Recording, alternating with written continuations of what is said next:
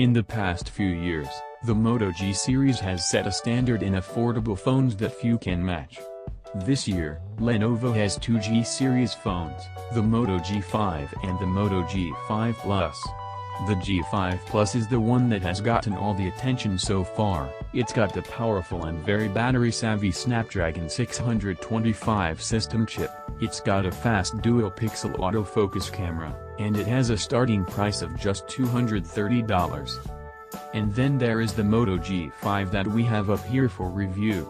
It's a much different phone than the G5 Plus, and this is important to know. It has a smaller, 5-inch display, it has the severely less powerful Snapdragon 430, a completely different camera and half the onboard storage. And it's also not available in the United States, and this one is an even more important distinction. Why? Simple, price of the Moto G5 Plus might be set at $230 in the USA, but in Europe and the rest of the world it rocks a much higher, €280 to €300 price, equivalent to no less than $305.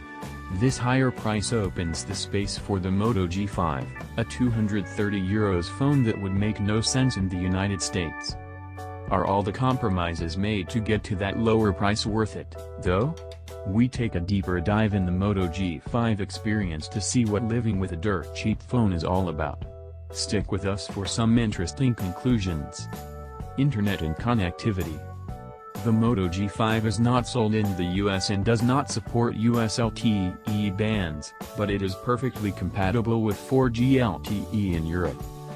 The Moto G5 is not and most likely will not be officially sold in the United States, so it's no surprise that it lacks 4G LTE bands for the US market. In Europe and other global markets where it is sold, it does, however, have proper 4G LTE connectivity. The full list of 4G LTE frequencies includes bands 1, 3, 5, 7, 8, 19, 20, 28.